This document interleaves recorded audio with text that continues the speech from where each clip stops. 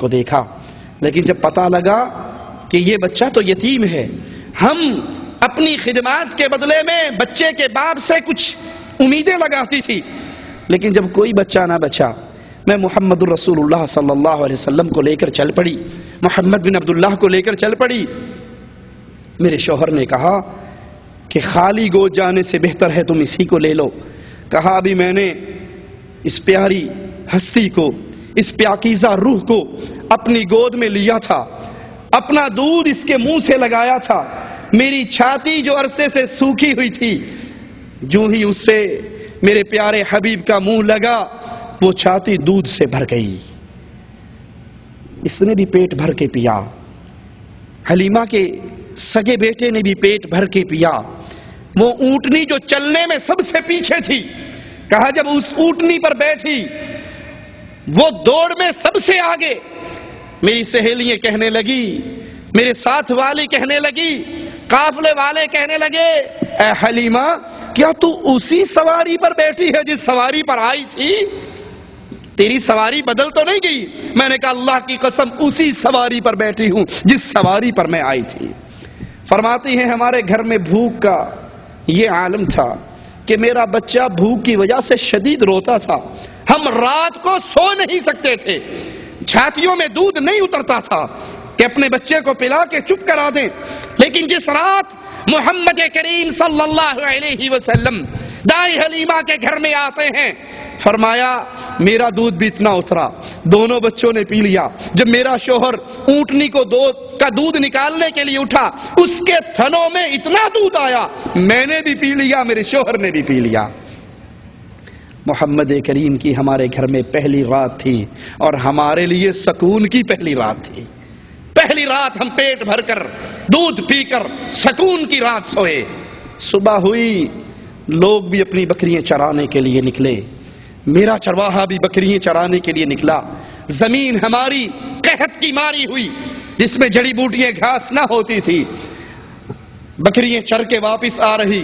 لوگوں کی بکریوں کے پیٹ بھی خالی ہیں، تھن بھی خالی ہیں، میری بکریوں کے پیٹ بھی بھرے ہوئے ہیں، تھن بھی دودھ سے بھرے ہوئے ہیں۔ میرے شوہر نے کہا حلیمہ تو بڑی بابرکت روح کو اپنے گھر لے کر آئی ہے، تو پاکیزہ بچے کو اپنے گھر میں لے کر آئی ہے، اور مجھے امید ہے کہ اللہ اس بچے سے ہمیں بہت کچھ رحمت عطا کرے گا۔ محمد کریم صلی اللہ علیہ وسلم وہ پیاری ہستی، وہ پیاری ذات جس کی طرف ہم دعوت دیتے ہیں، جس کی اتباع کا نعرہ ہم لگاتے ہیں، زندگی میں ہر عمل جس کے لیے ہم کہتے ہیں اگر عمل کرنا ہے وہ امام الانبیاء سے لیا جائے، آپ کی حدیث سے اپنا دین سیکھا جائے، آپ کے فرامین کو اپنی زندگی میں لاگو کیا جائے۔ صحیح مسلم میں ہے امام الانبیاء صلی اللہ علیہ وسلم ابھی چھوٹی سی عمر میں کہ آپ کے پاس جبرائیل آتے ہیں، آپ لڑکوں کے ساتھ کھیل رہے، سیدنا جبرائیل امام الانبیاء علیہ السلام کو لٹا دیتے ہیں اور آپ کے سینے کو چاک کرتے ہیں، آپ کے دل مبارک کو نکالتے ہیں، پھر اس سے گوشت کا ایک لوتھڑا الگ کر کے کہتے ہیں یہ شیطان کا حصہ تھا، اور پھر اس دل کو آب زمزم سے دھوتے ہیں اور دوبارہ نبی کریم صلی اللہ علیہ وسلم کے سینہ مبارک میں رکھ کے سی دیتے ہیں۔ لڑکے دوڑتے ہوئے حلیمہ کے گھر پہنچتے ہیں اور کہتے ہیں کہ محمد صلی اللہ علیہ وسلم تو قتل ہو گئے۔ لوگ آتے ہیں، امام الانبیاء علیہ السلام بالکل ٹھیک ٹھاک صحیح سالم کھڑے ہیں، لیکن آپ کے چہرے مبارک پر خوف کا، ڈر کا اثر بہت زیادہ ہے، آپ کا رنگ اڑا ہوا۔ سیدنا انس کہتے ہیں میں نے محمد کریم صلی اللہ علیہ وسلم کے سینے پر سلائی کا وہ نشان بھی دیکھا۔ اللہ کے رسول صلی اللہ علیہ وسلم نبوت ملنے سے پہلے بھی لات و عزا کی عبادت سے سخت نفرت کرتے تھے۔ تم جن پیروں کو اپنا بڑا مانتے ہو یہ تمہیں درباروں پہ جھکاتے ہیں، یہ تم سے عرس لگواتے ہیں، یہ قبریں پکی کرواتے ہیں، یہ قبروں کو عرق گلاب سے دھلواتے ہیں، یہ ان قبروں کے لیے سجدے کرواتے ہیں، یہ ان قبروں کا طواف کرواتے ہیں، یہ غیر اللہ کا پجاری بناتے ہیں، اور جس امام کو، جس ہستی کو ہم نے اپنا بڑا مانا اس کی شان نبوت ملنے سے پہلے کی یہ ہے۔ مسند احمد میں ہے سیدہ خدیجہ رضی اللہ تعالی عنہا فرماتی ہیں کہ رسول اللہ صلی اللہ علیہ وسلم نے مجھے فرمایا، اے خدیجہ اللہ کی قسم میں لات کی عبادت کبھی نہیں کروں گا، میں منات کی عبادت، عزا کی عبادت کبھی نہیں کروں گا۔ امام الانبیاء علیہ السلام،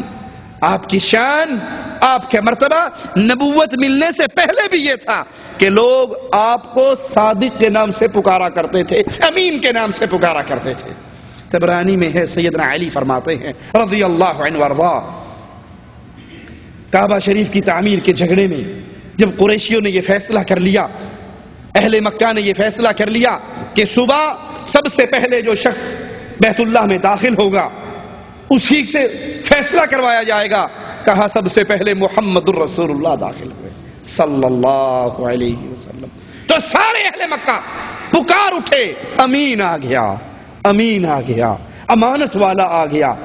سچ بولنے والا آ گیا صلی اللہ علیہ وسلم۔ امام الانبیاء علیہ السلام ابو طالب کے ساتھ ملک شام کا سفر کرتے ہیں، ابو طالب بھی ہیں، قریشیوں کا قافلہ بھی ہے، امام الانبیاء بھی ساتھ ہیں، اور جب آپ شام کے شہر کی طرف روانہ ہوتے ہوئے ایک جگہ پہ پڑاؤ ڈالتے ہیں، وہاں کا راہب آتا ہے، اس سے پہلے وہ کبھی نہیں آیا کرتا تھا، لیکن وہ قافلے والوں کے پاس پہنچتا ہے، ابھی قافلے والوں نے سواریوں سے اپنا سامان بھی نہیں اتارا، وہ راہب کسی کو تلاش کر رہا، اور تلاش کرتے کرتے وہ محمد الرسول اللہ صلی اللہ علیہ وسلم کے پاس پہنچا، ان کے ہاتھ کو پکڑا اور کہا، اے قافلے والو، اے قافلے والو، یہ جہان کا سردار ہے، یہ رحمت للعالمین بنا کر بھیجا جانے والا ہے، یہ تم میں نبی بن کر آنے والا ہے، یہ سید ہے، یہ سردار ہے۔ قریشیوں نے کہا، اکابر قریش نے کہا، راہب تجھے اس بات کا علم کیسے ہوا؟ یہ ہمارے اندر اللہ کا آخری نبی ہوگا، رحمت للعالمین ہوگا، تجھے اس بات کا اندازہ کیسے ہوا؟ کہا، جب تم اس گھاٹی سے اتر رہے تھے میں نے پتھروں اور درختوں کو دیکھا، وہ تعظیماً جھک گئے تھے، اور شجر و حجر سوائے نبی کے کسی کے سامنے نہیں جھکتے، میں نے دیکھ کر پہچان لیا کہ یہ محمد الرسول اللہ، وہ آخری نبی جس کا سابقہ کتابوں میں ذکر ہے، وہ، اور پھر اس کے کمر کے اوپر ہڈی کے نیچے، کندھے کی ہڈی کے نیچے سیب کی مانند موجود مہر نبوت بھی دیکھ کر میں نے پہچان لیا کہ یہ تمہارے اندر آخری نبی محمد الرسول اللہ ہے صلی اللہ علیہ وسلم۔ پھر وہ راہب قافلے والوں کے لیے کھانا بنانے کے لیے گیا، کھانا لے کر آیا، امام الانبیاء قافلے کے اونٹ چرا رہے تو کہنے لگا، اس کو بھی بلا لو۔ امام الانبیاء کو بلایا گیا، سب لوگ ایک درخت کی چھاؤں کے نیچے بیٹھے ہوئے، اور جب امام الانبیاء آئے درخت کی چھاؤں کے نیچے باقی قافلہ تھا، امام الانبیاء الگ ہو کر ہٹ کر بیٹھے تھے، اس درخت نے اپنی ساری چھاؤں محمد الرسول اللہ پہ کر دی صلی اللہ علیہ وسلم۔ راہب کہنے لگا، میں نے نہیں کہا تھا یہ عام بچہ نہیں ہے، یہ آخری نبی ہے، یہ اللہ کا آخری رسول ہے، میں تمہیں اللہ کا واسطہ دیتا ہوں قافلے والو، اس کا سرپرست کون ہے؟ انہوں نے کہا، ابو طالب ہے۔ ابو طالب کو آ کر وہ راہب کہتا ہے کہ میں تجھے اللہ کا واسطہ دیتا ہوں، اس کو واپس مکہ لے جاؤ، اس کے دشمن اس کو پہچان کر کہیں نعوذ باللہ قتل نہ کر دیں۔ کسی کے دامن میں ایسا ہو تو ہمیں بھی بتا دو، کسی کے مرشد کی یہ شان ہو تو ہمیں بھی سنا دو، کسی کے حضرت کا یہ مقام ہو تو ہمیں بھی بتا دو، اور اگر نہیں ہے پھر اللہ کا واسطہ دے کر ایک سوال کرتا ہوں، الگ الگ دکانیں کیوں کھولی ہیں، فرقے کیوں بنائے ہیں،